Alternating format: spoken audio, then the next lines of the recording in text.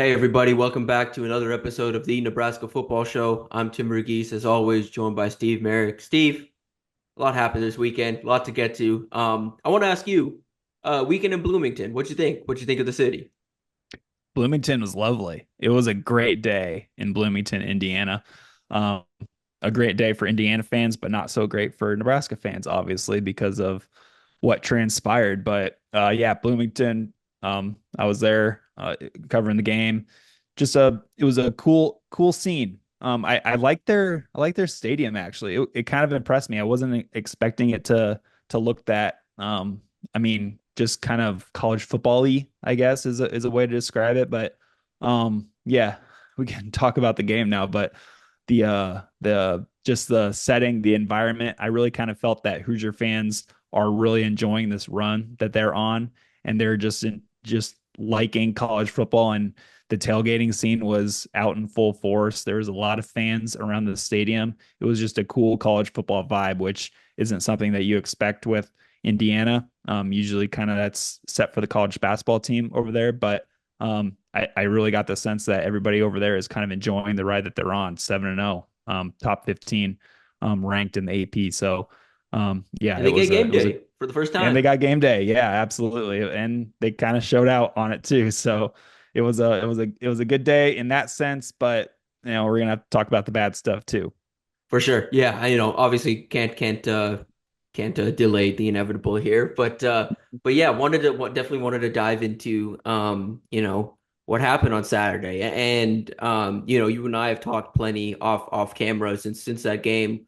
I guess for you, Steve, where are you at right now just in terms of what does this change for you in terms of your outlook for the rest of the season and the overall trajectory of this program? Does this affect a whole lot for you, or because I at this point I'm leaning more to I think the result deficit wise was an outlier, but I think there are very real concerns that emerge or that reared back, I guess in that game, or reappeared in that game, that I am starting to get legitimately worried about. But I do believe I think that score specifically is a bit of an outlier.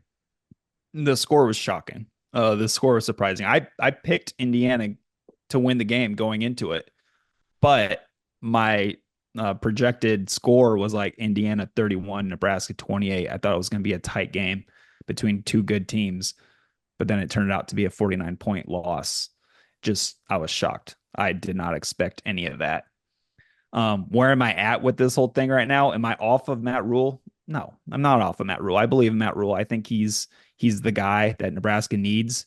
But I'd be lying if I'd say that I'm starting to question some of the things about his program right now, but I'm not totally off of it right now. I still like him as a head coach and how he goes about things, but some things in his program I'm starting to question a little bit for sure. I it'd be hard to not do that after what we watched on Saturday. I mean, what about you? Yeah, I mean, I think it's for sure like, going into this before the game, going into it, I was like, I think there's some staff changes that would potentially need to be made at the end of the year. But now I'm at the point where it's like, okay, I think there's at least three that need to be made. Mm-hmm. I mean, like specialty, like the thing is with special teams at this point, you and I talked about it. Special teams was bad again on Saturday, continues to be bad. But even if special teams was good, it doesn't change anything that happened on Saturday. Like special teams being marginally better doesn't affect the result on Saturday. And that's just an issue that will have to, regardless though, have to get fixed this off season. I think offensive coordinator. I think you start to reevaluate what the plan is there, whether that's reevaluating the scheme, reevaluating who's in charge, reevaluating what you want. Because right now nothing looks easy. They have nothing to lean on.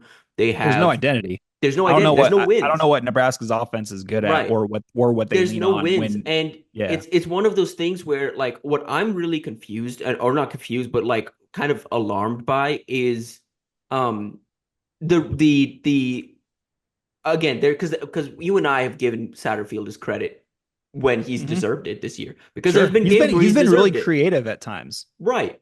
But then you have games like Illinois, and you have games like Saturday, and you have games where it's like, okay, they can't make anything easy for them, and then they keep spamming the same things that have not worked.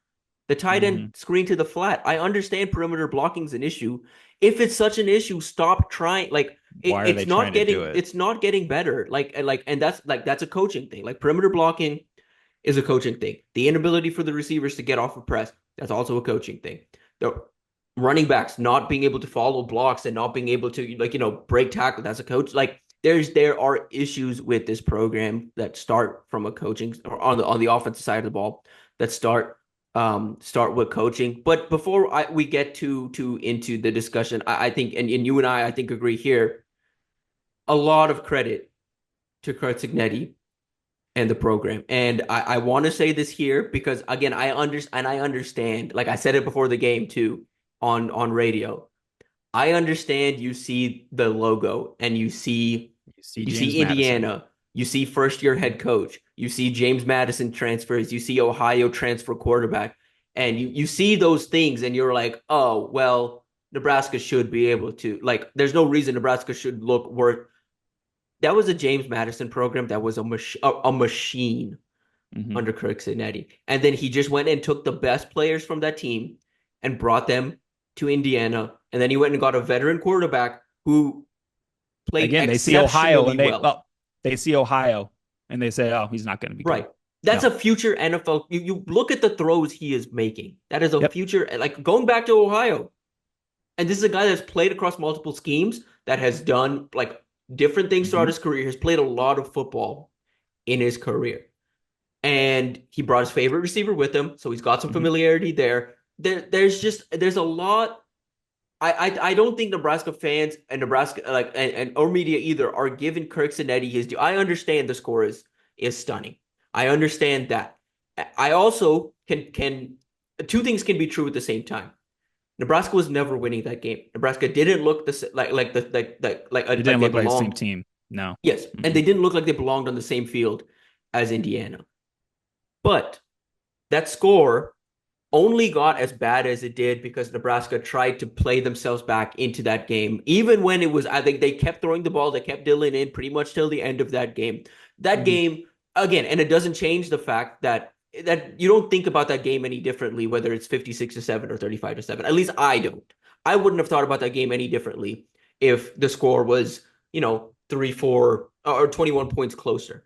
It doesn't change anything for me personally. But I understand that seeing that score and getting alarmed by that, again, there are issues, no doubt.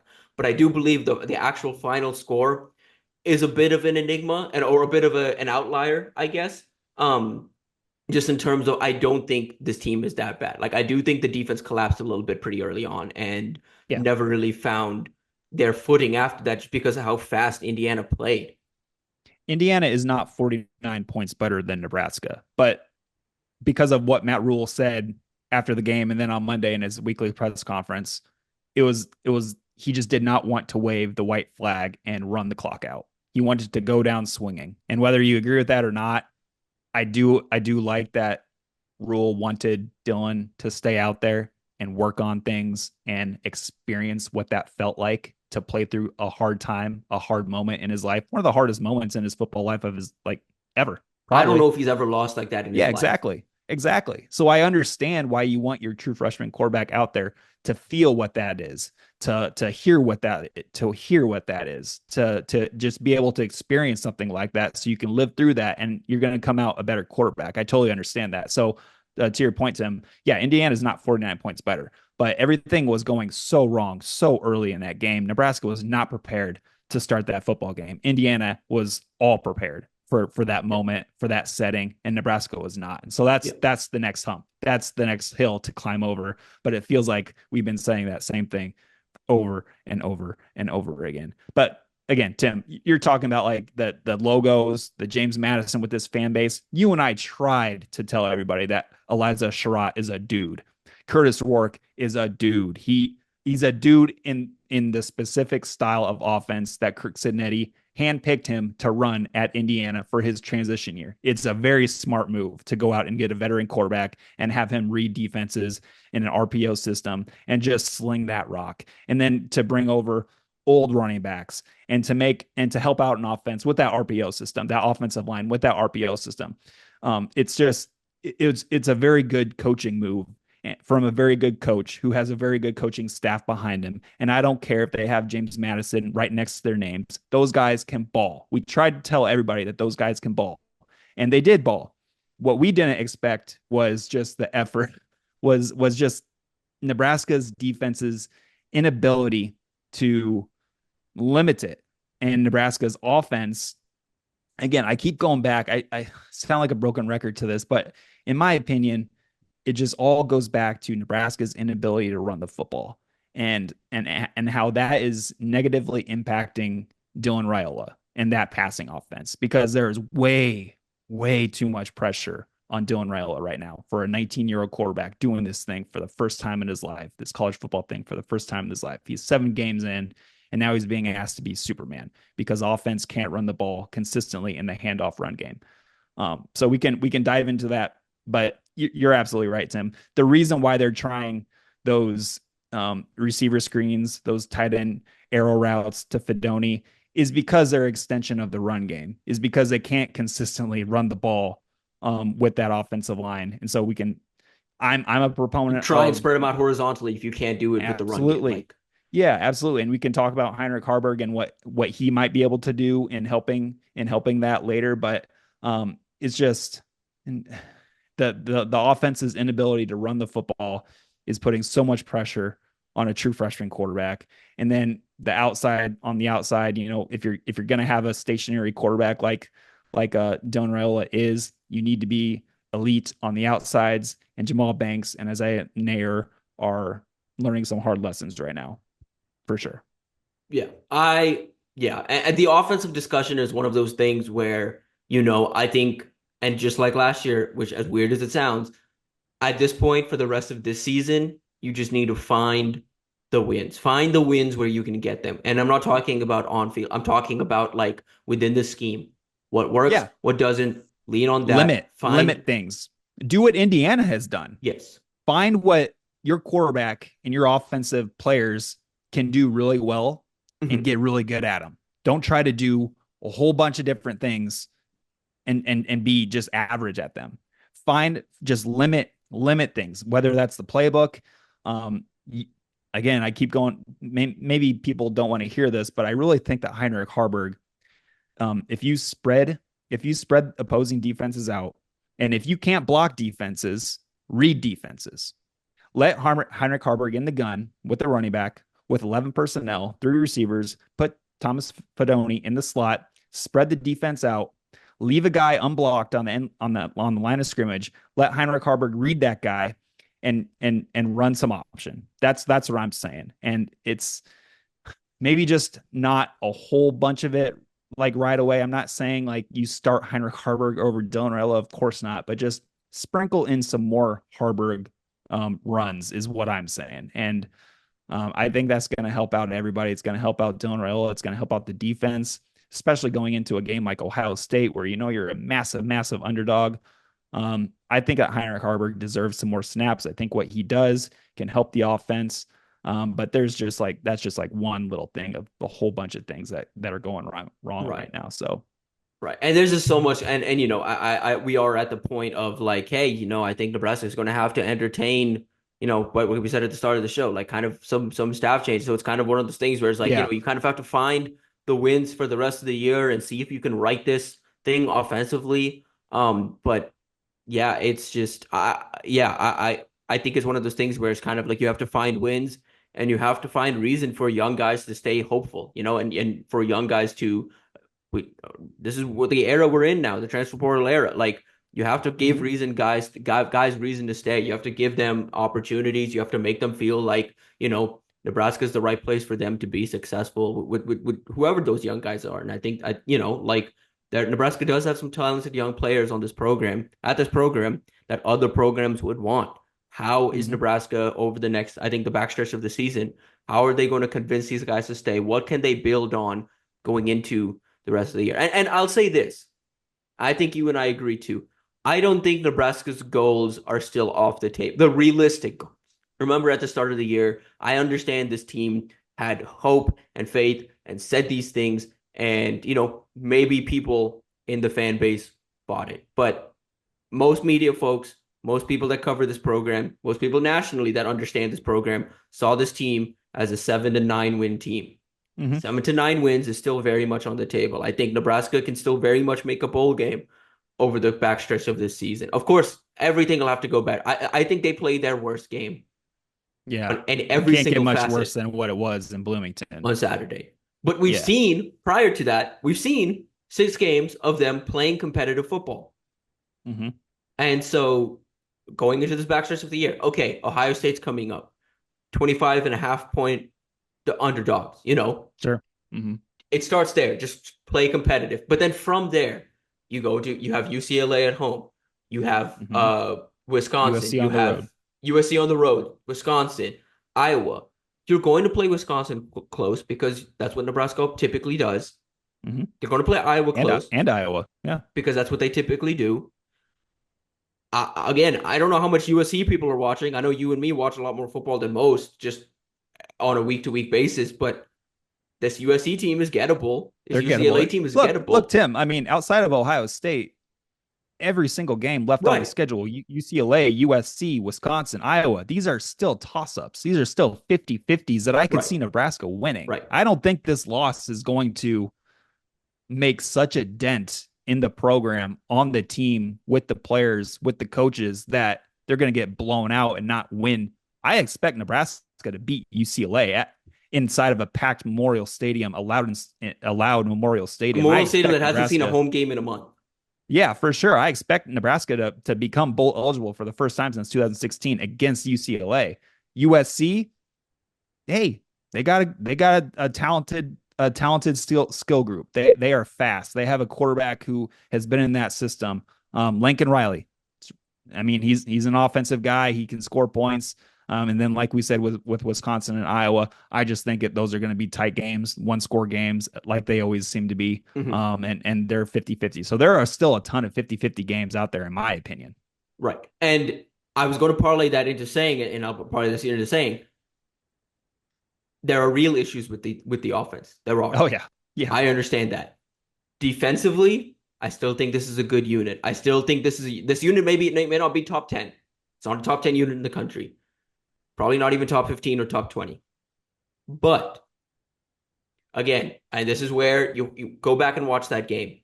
Those first 2 drives, Nebraska's defense got Indiana to 4th downs twice. They got them off the field once. They prolonged the drive the other time. And things started to unravel from there. And it's not on the scheme.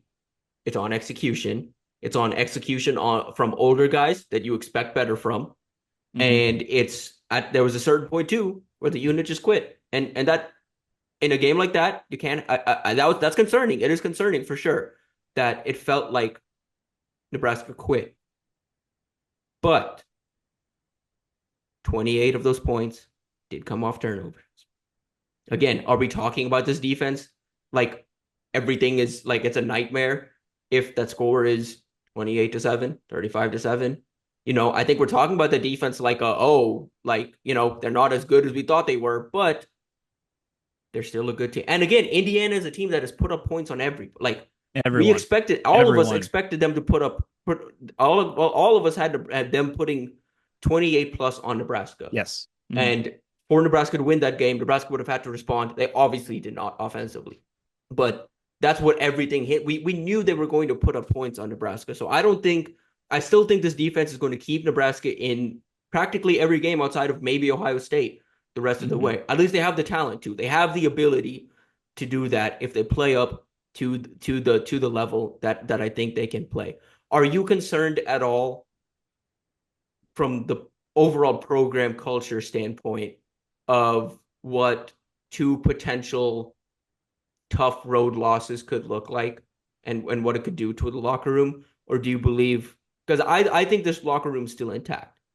I don't think that like I said, I don't think it's going to make such a dent. Like, look, the Indiana loss was shocking. It was shocking. It was surprising. Nobody saw that coming. No one. But I'm with you, Tim. I don't think that it's going to make such a dent that it impacts the rest of the season. I really don't.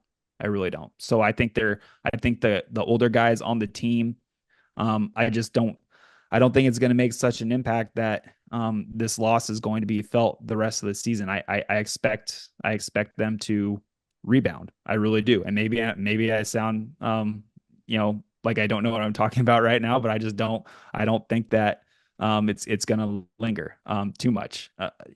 Ohio State game. Look, I mean, they're an elite team. They're a national championship caliber team. Maybe a win would be going to Columbus and not losing 56-7. And maybe it would be instead, like if you get out of there like 34-7, 34-14, something like that, you could consider that a Play win. competitive football for at least three Yeah, just be quarters. competitive. Just be competitive. Punch back. And don't the thing with the Indiana loss was it just snowballed so quickly. Like so quickly. Mhm. And it was just something that we haven't really seen this season. And it starts with I don't want to say it starts with the defense, but when I think about Tony White and this defense this season, and you look at the big moments that they've had against Illinois and then against Indiana, those have been some of the worst performances. So that part as well kind of is in my mind, Yeah, in the back I'd of my agree. I mind think I too. think that's becoming an issue of Yeah. like or something to at least keep an eye on is like, hey, why does the Hmm. unit look different and bigger? And it's like any can we And I say know this? people bring up Colorado, right? Like 28-10 Colorado, you shut Colorado down, but you got Colorado in like week 2. Is Colorado week 2 the same as Colorado right now, where they're playing really I well and they're don't actually I don't attempting to run the ball? right. Like, what if Nebraska played Colorado right now? Right. I think it might be a different, Yeah. Yeah. yeah. Yeah, I Hmm. mean, we're at that point. Like, yeah, I mean, it's just And the that's why I think like I'm questioning things right now. Like right. you know, Yeah, and I still think the unit, but the defensive unit, again, scheme wise, I think the scheme is sound. I still think there are talented players on that defense. Like again, Nebraska has multiple potential NFL draft picks on that mhm. defense. Like that's not, I'm not just saying that. Like this is corroborated by NFL scouts. This is corroborated by, the people that do this for a living. That Nebraska has multiple NFL draft picks on that defense. And I think you're going to see them play like that down the stretch of the season in specific games. But I do believe Nebraska does have a bit of an athlete problem. I think Rhule's done his has put an effort to get athletes into this program, really good athletes. But a lot of those guys are freshmen and redshirt freshmen and still developing behind the scenes. And Hmm. it's like, okay, yeah, like why aren't we seeing more of those guys? Why, where is the second year step from guys that have been in this program for 2 years? That Hmm. is for sure something that, we're gonna have to keep an eye on down the stretch of the season, going into the offseason. It's like, okay, like when a lot of these veterans on the defense leave, how does the unit look in spring? How do these young guys step into the Nash and Ty roles? How do they step into the John Bullock role? How do they step into the Isaac Gifford role and the Are Tommy they going to Hill be role? ready? Are they going to be ready? Right. Because behind the scenes, we've heard so much about this development. We've seen glimpses of it, but we Hmm. haven't seen it to the level it was at Baylor, where at Baylor it felt like, and I was in Texas at the time and seeing it, and it just felt like, they were rotating constantly on defense. They were getting young guys in. Like Jalen Petrie was a guy that like was a Hmm. sophomore rules last year that was making an impact and grew into what he became. And he You know, redshirted late. Like I think he played right. like 2 seasons and then redshirted. Right. Like it Yeah. was a weird thing with him, And so Yeah. like, but that's the thing. Like you're hearing about this development, you're seeing glimpses of it, but until we fully see it, I don't think it's going to be hard for this fan base, I think, to believe that the development's happening. So I again, the athletes are hypothetically there. We just haven't seen that. And I think that for me was something I was a bit shocked by because yes, I think if you went and looked at the average age of Indiana's roster to Mm. Nebraska's roster, the average age of Indiana's roster is significantly older than Nebraska's. I Yeah, think by they're a old. year, year and a half Hmm. plus. Hmm. But I mean, they had a Nebraska, 25, they had a 25-year-old running back. Right. Like, Yeah. yeah, that Tyson Vaughn. quarterback's 23. The quarterback's older than me. Yep.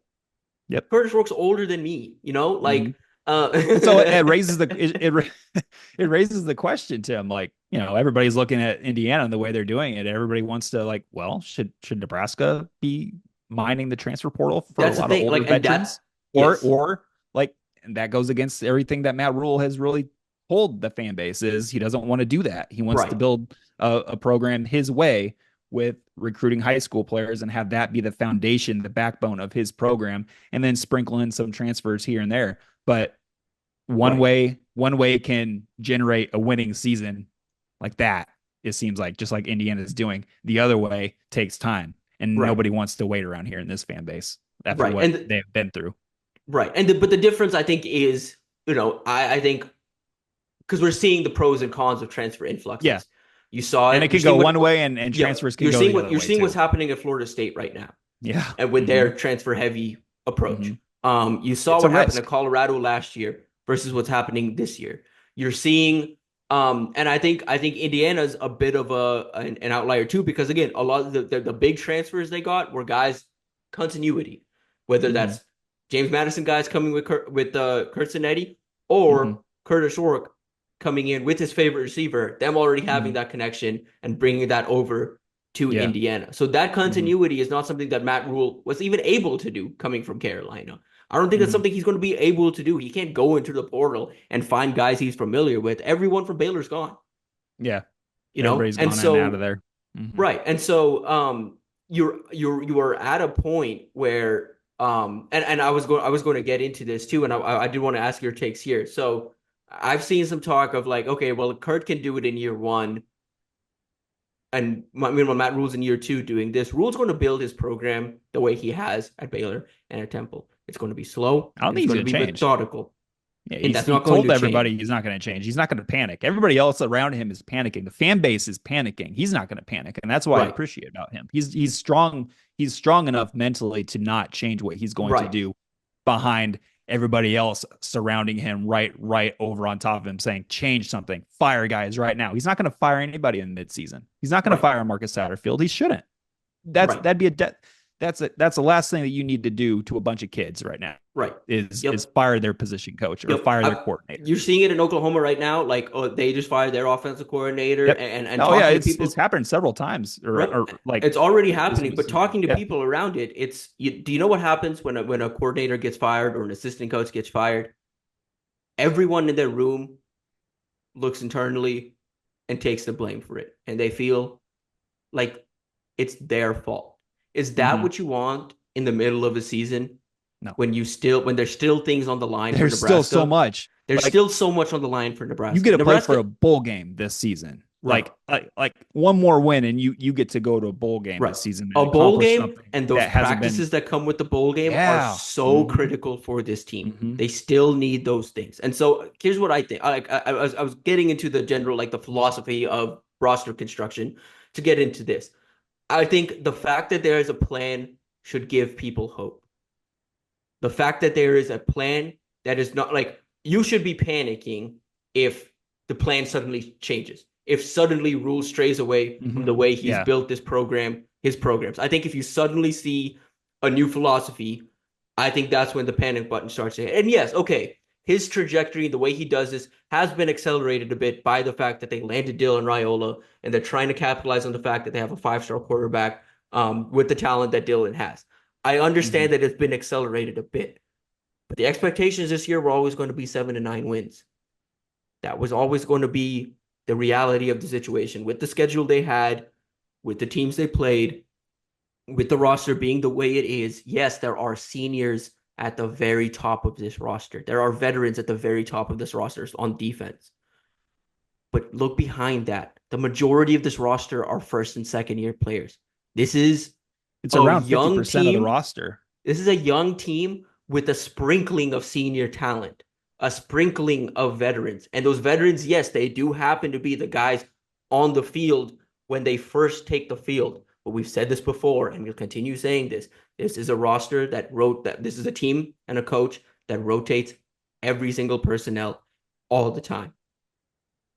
the guys that are playing, even the veteran leaders, the snap counts between a John Bullock and a Vincent Shavers are not as significantly different as you think they are. The snap counts between a Tommy Hill and an Amari Sanders or a Sierra Wright, quote unquote younger guys, is not as significant as you would think. Nebraska rotates as much as they do, and so there is that bit of a drop off. So again, that'll help them hypothetically. It should help them in the long term. Nebraska's not Mm-hmm. playing under Matt Rhule. Kurt Signetti in Indiana, they're playing for this year. Yes. They're playing for 2024. They're trying Mm-hmm. to make the college football playoff. They're trying to make a statement to the Big Ten.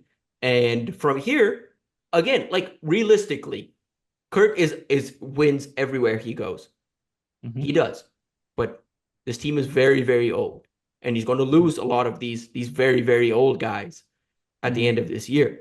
There's going to be a bit of a drop off. So they're playing for this year. They're going all in on this roster. At some point with Matt Rhule, you're going to see Matt Rhule do the same thing. There's going to come a time where Rhule and his staff are going to be able to go all in. Mm-hmm. And I they just don't went. think it's not this year. It was never They this year. and some may push back on that, especially on the offensive side, because of going out and getting Jamal Banks and Isaiah Nair, 2 1-year guys that did not fit the program building young guy foundation type thing. But it made complete sense with going and getting a some say generational type talent at quarterback, and then going and get him 2 big-bodied veteran wide receivers who are only going to be in the program for 1 year and then they're gone. And that's what Banks and Nair are. But yeah, I totally They agree, needed Tim. influx of talent. It was going to They happen needed one to. way or the other. And Yes. they took the chance on seniors, guys that could hypothetically come in and make an immediate impact to bolster a roster. Then taking a swing on a second or third year transfer that hasn't played a whole lot somewhere else, that was buried on the roster somewhere else, and was coming here coming to Nebraska to play, where Mm-hmm. you would still need some development. There wasn't a guarantee that guy would make an impact. It hasn't really worked out ultimately. I Mm-hmm. think I think the Jamal Banks edition has worked out for the most part, and you've seen flashes from Isaiah Nair, but Isaiah has not gotten back to the Wyoming form that we thought he could potentially get back to. He's been playing better defenses and he's slowly been taken out of the game.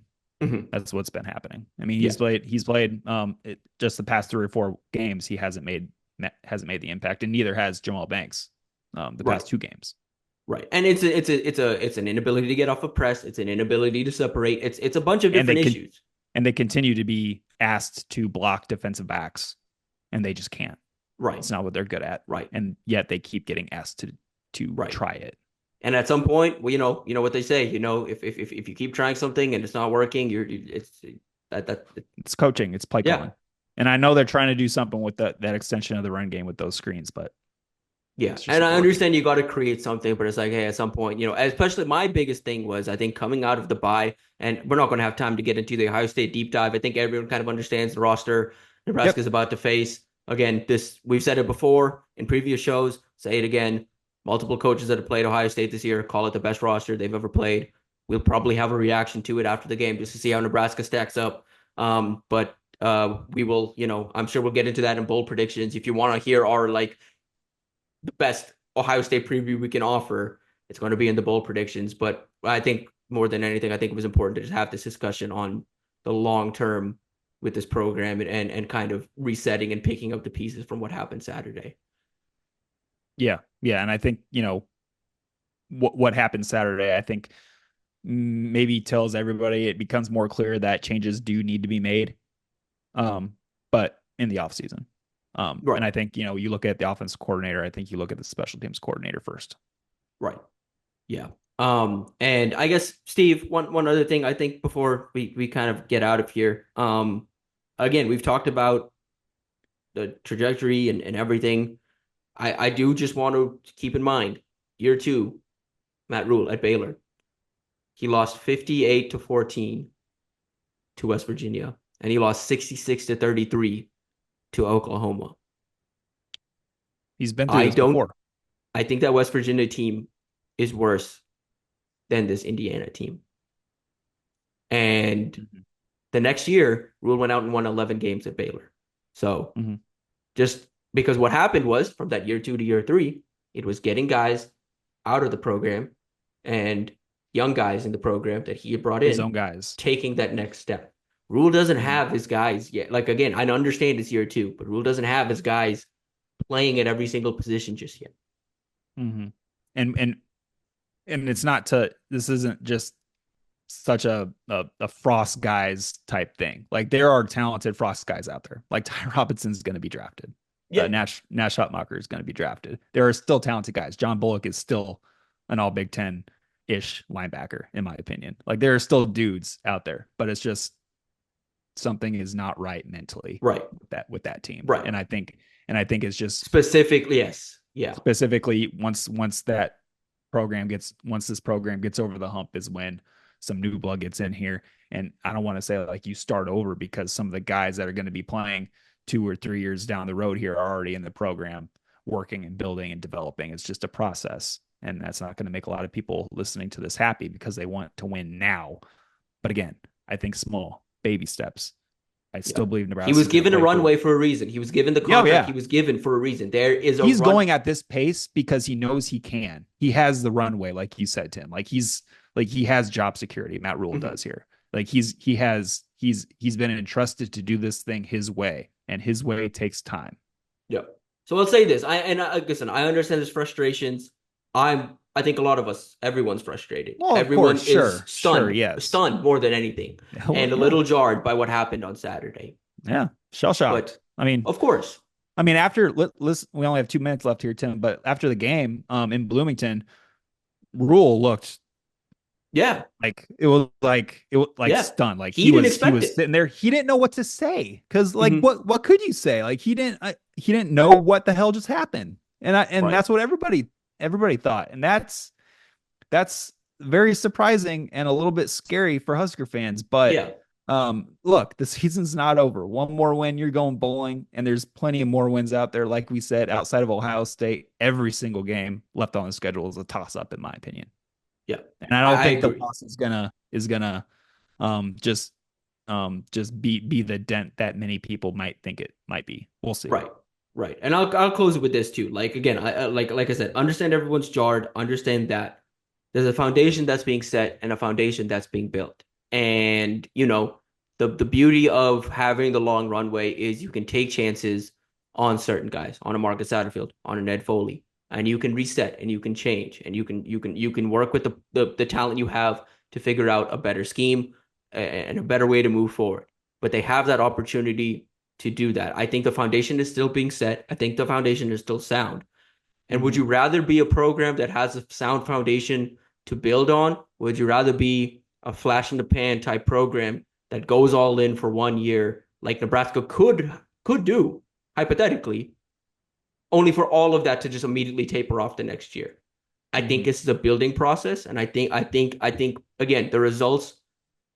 We're talking about this now. This might not matter 2 years from now. We might not be. We might be looking back on this and laughing 2 years from now. Mm-hmm. Yeah. Yeah, it's a process, and processes take time for sure. Yep.